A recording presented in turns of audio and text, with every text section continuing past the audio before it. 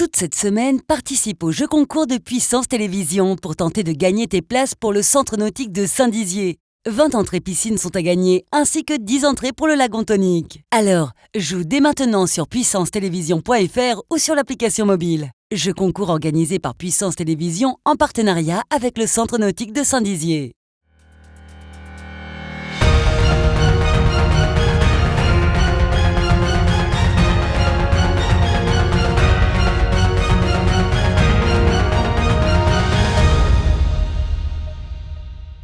Bonsoir à tous, je suis ravie de vous retrouver pour cette nouvelle semaine. Tout de suite, les titres de ce lundi 21 septembre. Le département de la Haute-Marne et la Marne sont placés en rouge à la suite d'une circulation active du virus. Plus d'explications dès le début de ce journal. Joseph Zimet, le nouveau préfet de la Haute-Marne, a pris ses fonctions. Aujourd'hui, il remplace Élodie de Giovanni.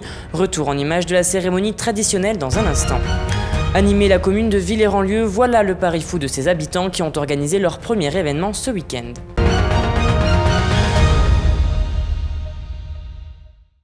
Cela fait quelques jours que la nouvelle circulait, mais cette fois-ci, c'est officiel. Le département de la Haute-Marne ainsi que de la Marne viennent d'être placés en rouge. La décision a été prise par le Conseil de défense ce vendredi après avoir étudié les différentes données relevées par Santé publique France. Le département haut-marnais a enregistré au 20 septembre un taux d'incidence de 61,4 pour 100 000 habitants et de 67,4 pour la Marne. Le changement de couleur pour le département donne un certain pouvoir au préfet. C'est à lui de prendre des décisions pour limiter la circulation du virus sur son territoire. Et on écoute tout de suite Joseph Zimet, le nouveau préfet de la Haute-Marne. La Haute-Marne est un peu dans un faux calme par rapport à cette épidémie. Il ne faut pas être catastrophiste, mais il ne faut pas non plus démobiliser. Donc nous devons être extrêmement vigilants. Nous avons autour de nous des situations compliquées. Nous passons en rouge, nous passons en zone de circulation active. Cela veut dire un renforcement du port du masque à proximité des établissements scolaires, un renforcement du port du masque, l'obligation, du port du masque à proximité des commerces alimentaires, l'obligation du port du masque dans les activités extérieures, type brocante, vide-grenier, marché. Également, nous allons devoir être extrêmement vigilants sur tout ce qui est l'environnement des équipements sportifs, avec sans doute des interdictions ou qui vont devoir frapper des vestiaires, sauf dérogation, et puis une multiplication également des contrôles. Des mesures annoncées de façon fragmentaire. Pour le préfet de la Haute-Marne, il annoncera donc officiellement les différentes mesures dans les prochains jours, tandis que son homologue marnais Pierre Engan a annoncé cet après-midi lors d'une conférence de presse ce qui allait changer dans le département marnais afin de limiter la circulation du virus.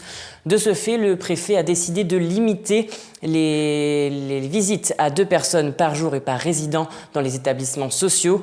Il interdit la consommation de l'alcool sur la voie publique ainsi que la vente à emporter à partir de 21h dans le but d'éviter les regroupements. Il souhaite également impliquer les collectivités en les invitant à régulariser les terrasses des commerces et interdire la mise à disposition des salles des fêtes. Concernant les rassemblements de plus de 10 personnes, ils ne sont pas interdits, mais ils seront examinés de très près afin que les mesures sanitaires soient mises en place et respectées. Et enfin, tout événement de plus de 5000 personnes sont interdits. Il n'est plus possible de réclamer une dérogation. Et le préfet souligne également que si la courbe de circulation du virus continue d'accroître la jauge de 5000, celle-ci redescendra à 1000 personnes. Tout autre chose, à présent, je vous le disais en titre, l'ex-conseiller de la communication du président de la République, Joseph Zimet, est le nouveau préfet du département de la Haute-Marne. Il a pris officiellement ses fonctions aujourd'hui à Chaumont. Un reportage réalisé par Lisa Lamorlette et Nicolas Fontaine.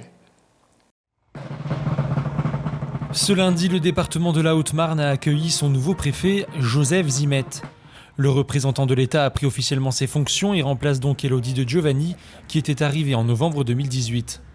Ex-conseiller de la communication d'Emmanuel Macron, Joseph Zimet est ravi d'intégrer la préfecture de la Haute-Marne. Je suis évidemment, vous pouvez l'imaginer, très heureux, très ému, très fier de rejoindre ce département.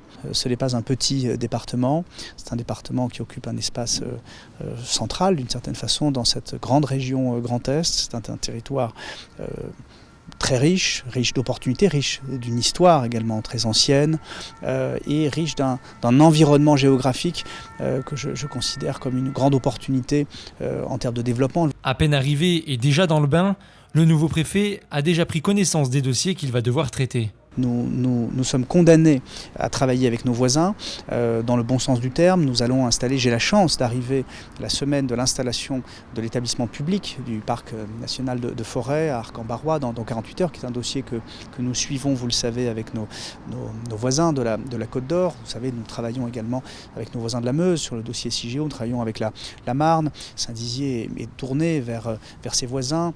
Et donc c'est une grande richesse de ce département que de travailler avec tout le monde. Depuis ce vendredi, avant même son arrivée, le département de la Haute-Marne a été placé en rouge, ce qui signifie que la circulation de la Covid-19 est active. Il surveille d'ailleurs l'évolution sanitaire de très près. Rien ne remplacera la vigilance des habitants de la Haute-Marne, la responsabilité individuelle pour casser la chaîne de contamination des jeunes vers les anciens, les aînés, les plus vulnérables, les plus fragiles. C'est le message que je souhaite faire passer le jour de mon arrivée. Joseph Zimet promet par ailleurs un travail en concertation avec l'ensemble des collectivités territoriales ainsi que les forces vives du département.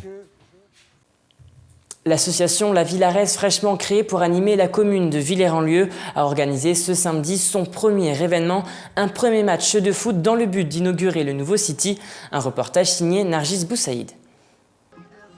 Il y a 3 mois, l'association Jeunesse Villarèze voit le jour, mais contraint de retarder tout événement en raison de la Covid-19. À Villers-en-Lieu, de jeunes parents se sont mobilisés afin d'animer le village. Ce samedi 19 septembre, l'association en a profité pour organiser un tournoi de foot.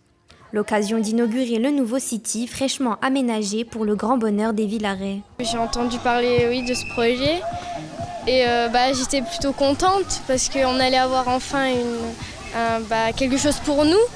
Parce que c'est vrai qu'il y a pas mal de choses pour tout le monde, mais pour les jeunes, il n'y a pas beaucoup d'activités. Tout était prévu pour que la journée se déroule dans les meilleures conditions, avec de quoi se ravitailler après l'effort.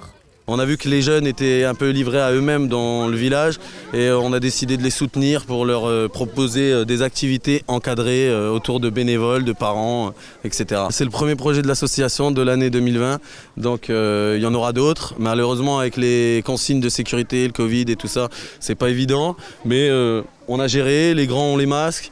Les petits, n'ont pas besoin, mais tout est à disposition pour que tout se passe bien. Coup d'envoi plutôt réussi pour ce premier projet de rassemblement, grâce notamment à un protocole sanitaire sur mesure. Et c'est la fin de cette édition. Merci à tous de l'avoir suivi. Dans un instant, la météo de demain. Et n'oubliez pas, l'information continue sur puissancetélévision.fr. Toute l'actualité qui vous concerne, à voir ou à revoir, dès maintenant sur puissancetélévision.fr et sur notre application mobile.